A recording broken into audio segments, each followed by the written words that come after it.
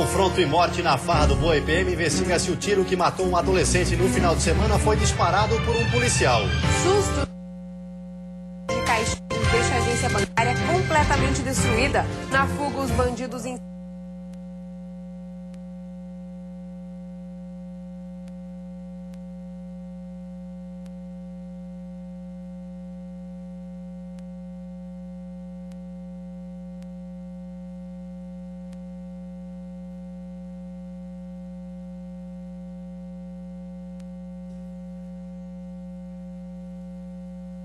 Confronto e morte na farra do Boi. PM investiga se o tiro que matou um adolescente no final de semana foi disparado por um policial. Estou vendo atacando muita pedra na guarnição. Susto no sul do estado. A ação de caixeiros deixa a agência bancária completamente destruída. Na fuga, os bandidos incendiaram um veículo para evitar a perseguição policial. Protesto na área da segurança em Jaraguá do Sul. Detentos iniciaram hoje uma greve de fome. Já em Joinville, agentes penitenciários fizeram uma manifestação diferente. A situação de Palhoça. Tribunal Regional Eleitoral decide se afasta Camilo Martins e marca novas eleições no município. E no esporte, Figueirense vence o Criciúma no Herberto Wilson e garante vaga na final do Campeonato Catarinense contra o Joinville. Já pelo hexagonal, Avaí vence mais uma e assume a liderança. Quantidade desta segunda-feira já está no ar.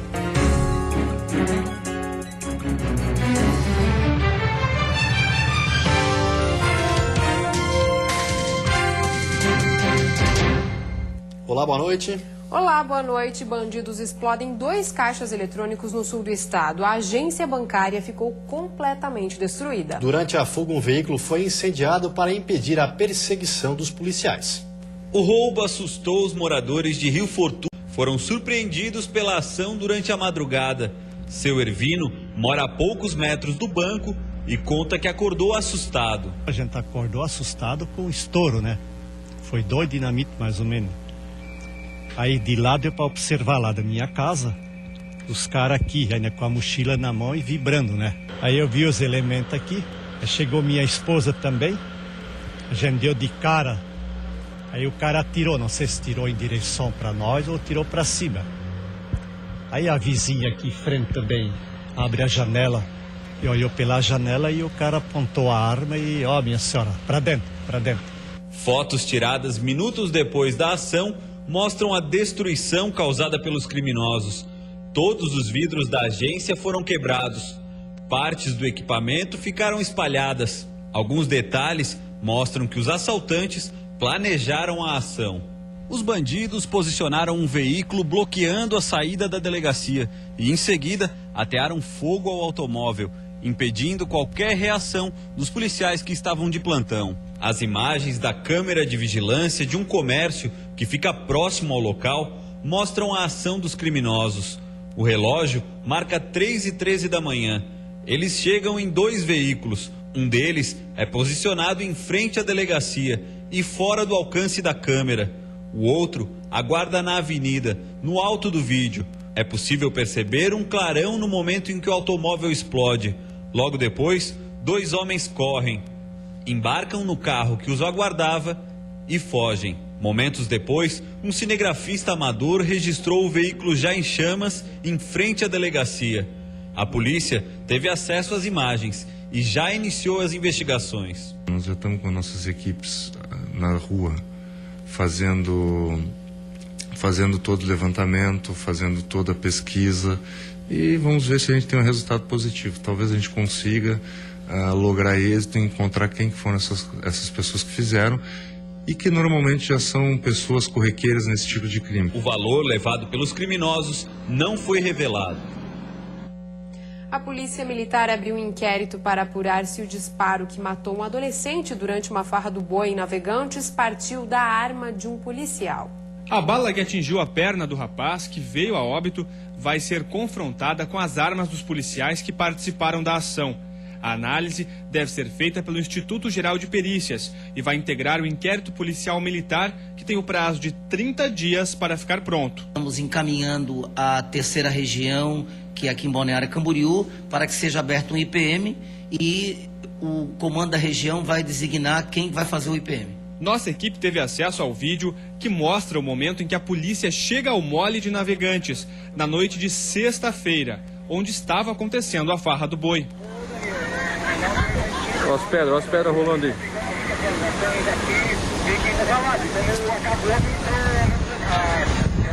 Muitos masculinos, todos eles tacando muita pedra na guarnição.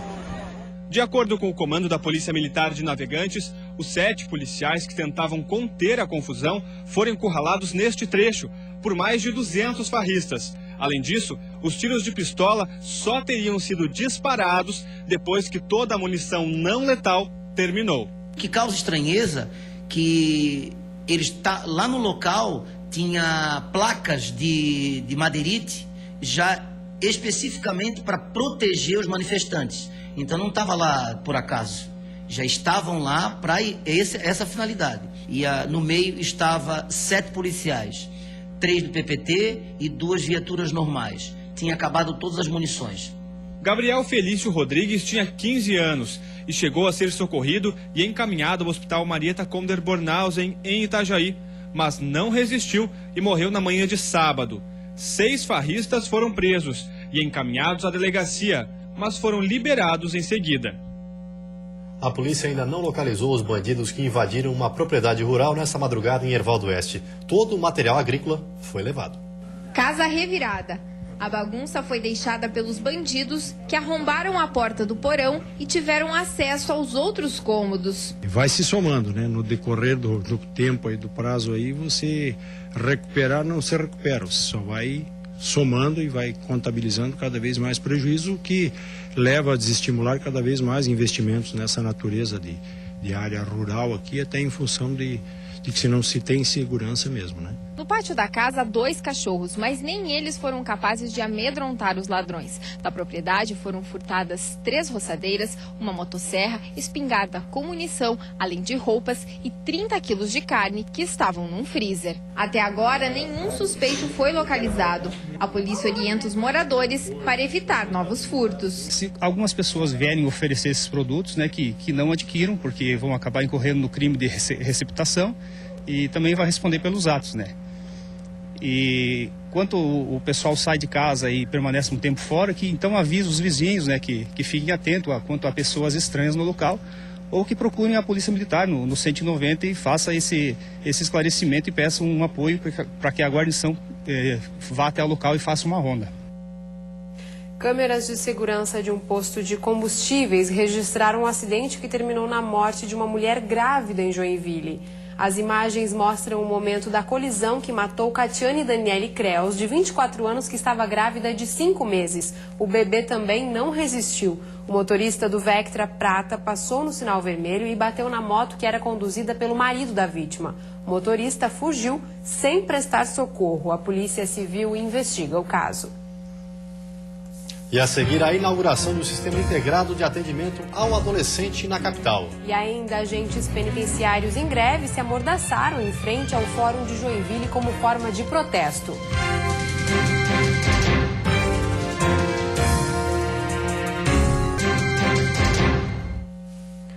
A greve dos agentes prisionais entrou hoje na 3ª semana. Os reflexos começam a aumentar na área da segurança pública do estado. Em Jaraguá do Sul, presos que estão na delegacia entraram em greve de fome. Em Joinville, os agentes se amordaçaram em frente ao fórum hoje. Já são 15 dias de greve. Hoje, agentes prisionais se reuniram em frente ao fórum de Joinville. Com faixas e camisetas, eles se amordaçaram. O protesto era contra a decisão do Tribunal de Justiça de Santa Catarina, que considerou a paralisação ilegal. Em repúdio à decisão do Tribunal de Justiça, que decretou a nossa greve ilegal, ao nosso modo de ver erroneamente, porque a Constituição Federal, no seu artigo 9º e 37, nos garante esse direito. Familiares de presos também estiveram presentes. Eles se reuniram em busca de respostas às visitas e às condições dos presos. A comida deles andou chegando meio azeda, né, que não teve como comer, e nós que não podemos entrar para ver eles, né. A gente precisa que essa greve termine, resolvam rápido, gente, porque tem muita gente lá dentro do presídio que está sofrendo por uma coisa que pode ser resolvida rápido. Em Joinville, apenas serviços básicos estão mantidos. Os agentes têm feito um revezamento de atividades. Nessa semana, as visitas convencionais foram suspensas para que os presos possam ter o banho de sol. 40 presos condenados que estavam no presídio regional foram transferidos na sexta-feira para a penitenciária industrial de Joinville. Essa foi a alternativa encontrada pelos agentes prisionais para evitar que novos presos sejam encaminhados da central de polícia para a penitenciária. Nenhum dos detentos que estava na central de triagem de Florianópolis foi transferido para Joinville. O juiz corregedor recusou a vinda de presos do cadeião do Estreito, que foi desativado na semana passada. Uma petição foi protocolada hoje ao juiz corregedor para garantir exclusividade das vagas da penitenciária aos condenados. Nós entendemos que o direito é do preso condenado do presídio, que pela lei de execuções penais o preso condenado deve cumprir sua pena separado do preso provisório. Medida que pode trazer reflexos na carceragem da central de polícia. Em Jaraguá do Sul, o problema se estende há 2 semanas. Os 4 presos que estão na cela da delegacia da comarca entraram em greve de fome e aguardam a visita de representantes da Justiça, do Ministério Público e dos Direitos Humanos. Então, desde domingo pela manhã, eles encontram-se em greve de fome, não recusam-se a receber comidas familiares, de advogado, quem quer que seja. Então, é uma situação ainda que agrava mais ainda a nossa condição de trabalho aqui na delegacia. Uma mulher de 59 anos foi agredida e ficou por horas amarrada na cama da casa onde mora. O responsável pelas agressões foi o próprio filho. O caso aconteceu na estrada geral da comunidade Barra Verde, interior de Erval do Oeste. A mãe de 59 anos mora sozinha e foi agredida pelo filho de 31, que apresentava sinais de embriaguez e uso de entorpecentes. O filho chegou na casa por volta das 10 horas da noite de sábado e as agressões se estenderam durante a madrugada. Amordaçada e amarrada na cama, a vítima só conseguiu se soltar e pedir ajuda dos vizinhos próximo das 6 horas da manhã, quando o filho fugiu, levando o carro dela. De acordo com o delegado, o filho se justificou dizendo que agrediu a mãe porque ela teria feito uma denúncia contra ele no conselho tutelar. O que chamou a atenção foi que junto com ele estava uma criança de 9 anos. Ele ordenava que essa criança agredisse a vítima. Inclusive, ele e a criança urinaram no corpo da vítima enquanto ela estava no chão, caída, machucada. Ele fazia isso e fazia ameaças. Aí dizia que se a criança não obedecesse, ele ia surrá-la, né? As agressões consistiam basicamente em socos e chutes, né? Por todo o corpo da vítima, estava bastante lesionado. O rapaz foi preso e deve responder por pelo menos 6 crimes, entre eles agressão, roubo e corrupção de menores. Integração inédita em Santa Catarina. Polícia Civil, Defensoria Pública, Ministério Público e Tribunal de Justiça vão trabalhar em conjunto para dar agilidade ao processo envolvendo jovens infratores. Mas a falta de vagas nos centros de atendimento socioeducativos para a internação dos menores ainda é um desafio para o Estado. Quando é pego cometendo o crime, o adolescente infrator fica até 3 dias na delegacia aguardando decisão. Agora, a ideia é que no mesmo dia o encaminhamento já seja definido. Além da Polícia Civil, as salas da delegacia são para um defensor público, o promotor de justiça e a juíza responsável. A integração é inédita em Santa Catarina. Quando há uma integração, quer dizer, de todos os serviços, todas as políticas públicas, do Ministério Público, do Judiciário, isso facilita até o encaminhamento e a celeridade desse tipo de procedimento. A delegacia especializada, além de atender casos de flagrante envolvendo menores infratores, vai investigar os adolescentes cometendo crimes. Daqui serão feitas as audiências para definir o procedimento que os jovens serão submetidos. Vai agilizar o atendimento do adolescente, se ele for ficar apreendido já vai ter a destinação adequada, porque o atendimento vai ser feito todo na delegacia. A integração promete agilidade no processo, mas a dúvida é: para onde serão levados os adolescentes que cumprirão medidas socioeducativas? O Centro de Atendimento Socioeducativo da Grande Florianópolis ainda não está pronto. O prazo inicial era para março deste ano e foi prorrogado para o mês de maio. Acho que nós temos que nos preocupar por partes. Se a gente conseguir fazer com que a resposta a nossa do Poder Judiciário seja mais rápida, do Ministério Público e da Defesa, acho que isso vai ter uma influência, né, no número de atos infracionais. De acordo com o DEASE, Departamento de Administração Socioeducativa, as obras do antigo São Lucas, atual Case de Florianópolis, ficarão prontas no final de abril, mas só a partir de junho começará a funcionar. ainda faltam o processo de licitação para a compra dos móveis e a contratação da mão de obra. Até lá, o adolescente que for pego cometendo crime em Florianópolis será encaminhado a alguma unidade do estado. O problema é que todas estão lotadas. Hoje, 67 jovens em conflito com a lei aguardam em casa por uma vaga. Infelizmente, hoje nós ainda sofremos com esse déficit de vagas, né? Nós estamos com a unidade de Joinville prestes a iniciar e contamos agora com a abertura do CASE da Grande Florianópolis. E depois do intervalo tem futebol. O Figueirense vence o Criciúma fora de casa e vai decidir o Catarinense com o Joinville no Scarpelli. O Avaí, em bom momento, ganha mais uma e assume a liderança. É um instante só, a gente volta.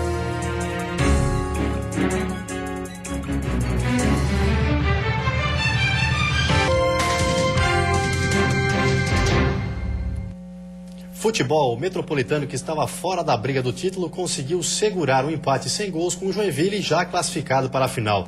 Com esse resultado, o Figueirense, que derrotou o Criciúma no Heriberto Wilson, vai decidir o título do Catarinense no Orlando Scarpelli.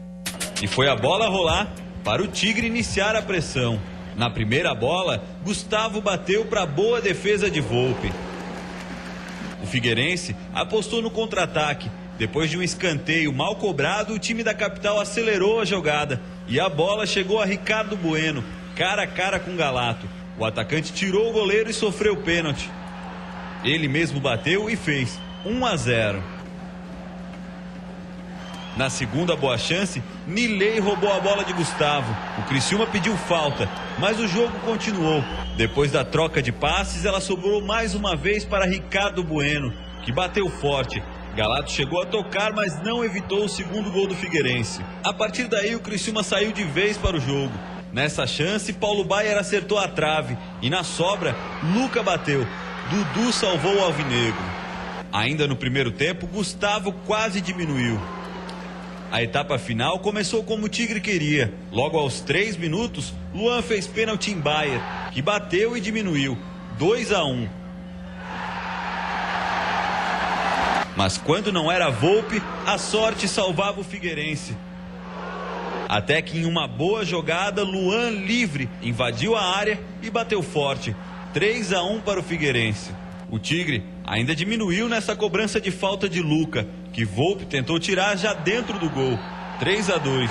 Em um jogo movimentado e bastante disputado de estádio cheio, quem levou a melhor foi a torcida do Alvinegro, que garantiu a vaga na final do Campeonato Catarinense. E pelo hexagonal, Avaí e Chapecoense provaram mais uma vez que estão num bom momento e que vão brigar pelo título. Confira como foi a 8ª rodada. Em Jaraguá do Sul, Kleber Santana marcou o primeiro do Leão. O Juventus não se acomodou, foi para cima, mas não conseguiu aproveitar as chances que teve. Quando tinha, parava na trave. E de pênalti, Roberto aumentou para o Leão. Agora o Avaí é líder do hexagonal com 16 pontos. O moleque travesso é o 5º, com 7. A gente retomou a confiança, o futebol voltou e a gente espera realmente manter. Manter porque você é acostumado a ganhar e tendo coragem para buscar as vitórias, você consequentemente consegue. Na Arena Condá, a Chapecoense teve uma certa dificuldade para vencer o Atlético de Birama, o lanterna da competição, com 6 pontos e osso duro de roer. O único gol da partida foi marcado por Fabiano, de cabeça. Assim como o Avaí, a Chape também tem 16 pontos, mas é o 2º colocado do hexagonal no critério de desempate. Venceu a equipe que produziu mais, que teve mais capacidade para marcar, para jogar. Então esse grupo realmente dá de parabéns pela vitória. E a seguir, estudantes de odontologia fizeram uma manifestação na UFSC pedindo melhorias. E ainda a situação de Palhoça. Tribunal Regional Eleitoral decide se afasta Camilo Martins e marca novas eleições no município.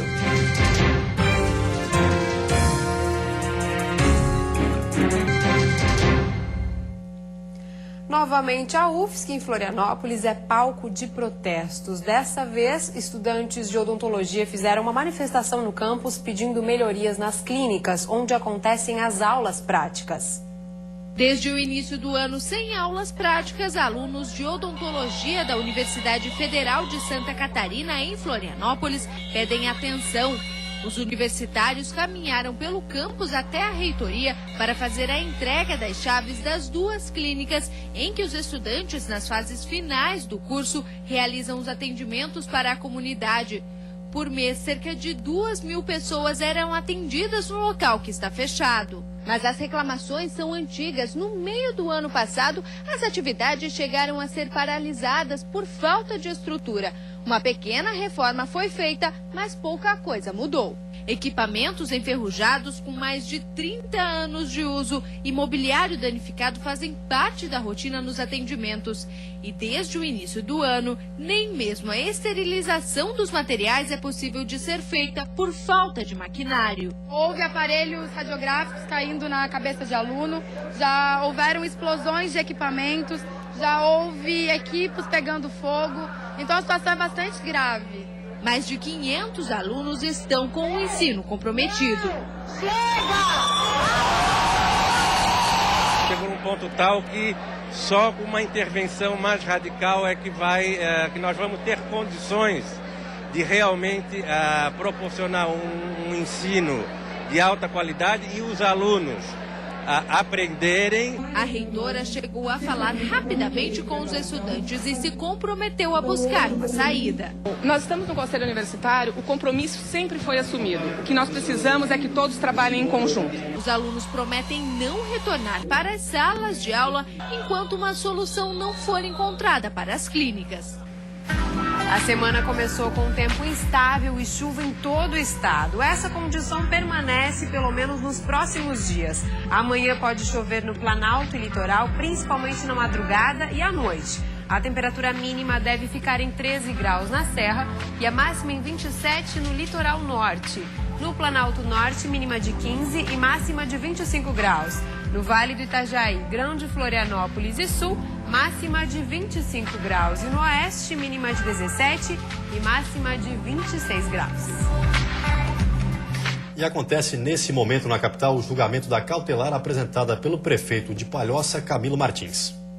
Em julgamento anterior, há poucos dias, o Pleno Eleitoral havia negado o recurso do atual prefeito de Palhoça. Mas em decisão monocrática, o presidente em exercício do Tribunal Regional Eleitoral, desembargador Sérgio Roberto Bacheluz, decidiu manter Camilo Martins no cargo até o julgamento em Brasília. O entendimento do TRE de Santa Catarina é contrário ao do TSE. O TSE entende que a intimação do advogado só pode se dar ou pessoalmente, o próprio advogado ser intimado, ou então através do Diário de Justiça. Agora é o Ministério Público Eleitoral que questiona a tempestividade do recurso aceito. Ele teria sido apresentado fora do prazo. O advogado de defesa de Camilo Martins está confiante e afirma que se o TRE reformar a decisão que concedeu liminar, que mantém o prefeito no cargo, deve recorrer ao Tribunal Superior Eleitoral. Se o TSE entender que já pode julgar de pronto o mérito através do recurso do vice-prefeito, a tendência é que nós temos uma resolução um pouco mais rápida. Do contrário, deve demorar um pouquinho mais. Camilo Martins é suspeito de ter se beneficiado enquanto presidia a Associação Viver Palhoça em 2011. Teria sido nessa ocasião em que o então funcionário da Câmara de Vereadores ficou conhecido na cidade. Com recursos estaduais na ordem de R$153 mil, ele lançou um programa social chamado Caminhão do Bem. Logo após, foi candidato, concorreu e foi vencedor das eleições municipais. A Justiça Eleitoral catarinense já tinha condenado Camilo Martins e seu vice à inelegibilidade e ao pagamento de multa por abuso de poder econômico, o que levaria a uma nova eleição no município. Vamos ver como está o trânsito ao vivo aqui na capital. Você vê imagens das pontes que fazem a ligação entre a ilha e o continente. O movimento é intenso, mas flui bem nos dois sentidos. Vamos à área continental, a Via Expressa, a nossa BR-282, movimento mais intenso e com lentidão para quem se dirige à BR-101. Em Florianópolis faz 25 graus nesse momento. E você fica agora com o Jornal da Band. Uma ótima noite a todos e até amanhã. Boa noite, até amanhã.